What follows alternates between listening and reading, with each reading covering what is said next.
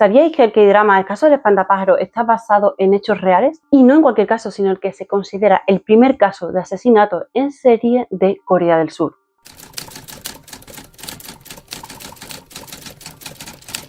Quizás este caso os suene también por la película de Bong Joon-ho, Memorias de un asesino. Pero la historia real es todavía más impactante. Vamos a viajar a Hwasun. Hwasun era una zona rural en los años 80, formada por pequeñas aldeas y campos agrícolas. Vivían aproximadamente unas 220.000 personas en aquel entonces en esta zona. Y fue precisamente en esos caminos rurales donde el terror comenzó. Un caso que aterrorizó durante años a la población coreana, que movilizó a millones de agentes y más de 20.000 personas fueron sospechosas o interrogadas como testigos, llegando a convertirse en una de las investigaciones criminales más importantes de la historia del país.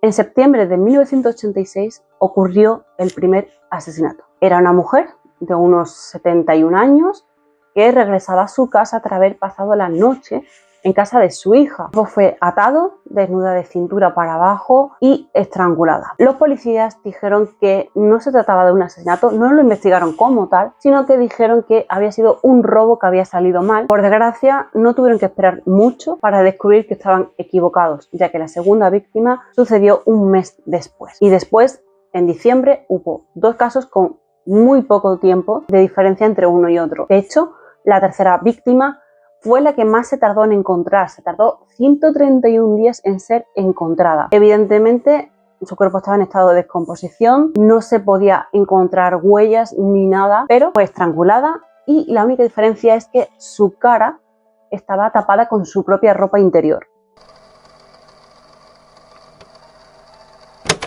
El sexto caso, que ocurrió en mayo de 1987, marcó un antes y un después, porque en este caso se pudieron encontrar huellas completas del asesino. Aquí también comenzó a ser más sádico, pero no voy a entrar en detalles morbosos. En junio de ese mismo año también hubo manifestaciones en distintas ciudades en contra de la violencia policial. En este caso, por ejemplo, los hombres también tenían verdadero pavor de salir a la calle por miedo a que la policía los detuviera y los torturaran durante días, privándolos del sueño inclusive. Y claro, así obtenían confesiones que no se podían sostener. O sea, es que no había ni por dónde coger eso. A ellos les valía. Querían cerrar el caso cuanto antes. ¿Qué pasa? Comenzaron los rumores. Comenzaron los rumores de que atacaba en días de lluvia, fueron los rumores de que atacaba solo a mujeres que llevaban prendas rojas, porque hasta entonces todas las víctimas llevaban algún tipo de prenda roja. A esto último la policía se agarró como un clavo ardiendo e hizo que varias mujeres policías se vistieran con ropa roja, con un tipo de prenda roja y caminaran por esos caminos rurales con tal de llamar la atención del asesino y poder capturarlo. Evidentemente, no lo capturaron. Es que fijaros el terror que no había, que los locales erigieron un espantapájaros a modo de talismán para ahuyentar al asesino.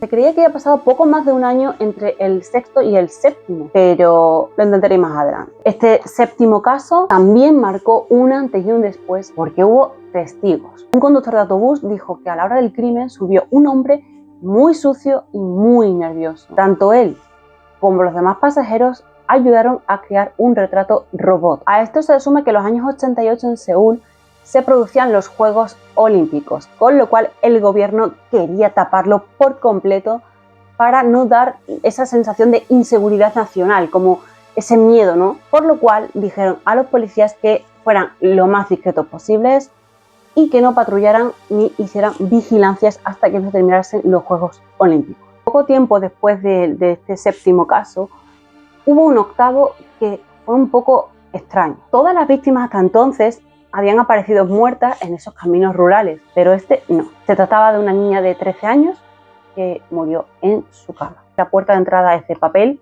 más que tiene un pestillo, con lo cual esta persona rasgó la puerta de entrada, o sea, con el dedo, con lo que fuera, abrió el pestillo y entró en la casa. Encontró a esta niña de 13 años dormida profundamente en su camita. Encontraron fibras, huellas parciales y semen. La policía dijo que se trataba de un imitador, por lo que comentaba anterior, ya que estaba en una casa y no en exterior. La población evidentemente se enfadó muchísimo. Este caso fue ya la gota que colmó el vaso. Presionaron aún más a la policía. Ya la policía tenía la presión de encontrar a este asesino que llevaba 2 años a su libre albedrío y ahora un imitador, porque ellos pensaban que esta niña había muerto a manos de un imitador, así que tenían que encontrar a ese imitador también. De esos 8 cabellos, o sea, las fibras que encontraron, 3 decían que correspondía al grupo sanguíneo B, al igual que el semen encontrado, según ellos, también era del grupo B, y dedujeron que trabajaba en maquinaria porque también en el cabello encontraron metales pesados, con lo cual se centraron en buscar hombres del grupo sanguíneo B y que trabajaran con maquinaria. Jason Joe era un chaval de 22 años que vivía justo en esa zona donde ocurrieron estos 8 asesinatos, y durante 2 meses la policía lo estuvo vigilando. Finalmente se le pidió vello púbico y June era del grupo B y además contenía titanio en su cabello. Mediante un análisis de su perfil psicológico se dedujo que June había matado a esta niña de 13 años y que su odio hacia las mujeres era debido a su discapacidad producida por la polio. Evidentemente la policía tardó 0, en ir a detenerlo y decir que ya tenían a su imitador. En 1990 el asesino, como seguía suelto, volvió a atacar, esta vez a otra niña de 14 años que fue encontrada en una colina y con una violencia aún mayor que las anteriores. En total, hasta 2019, una fecha muy importante, se creía que fueron un total de 10 mujeres las que murieron a manos de este hombre, mujeres sin rango de edad, todas estaban atadas, estranguladas en su mayoría con su propia ropa interior y también, por desgracia, la gran mayoría fueron violadas. ¿Pero era June realmente el asesino de esa niña de 13 años? ¿Encontraron al responsable de los otros crímenes? La respuesta el miércoles, y creedme, os va a cabrear un montonazo. Nos vemos. Adiós.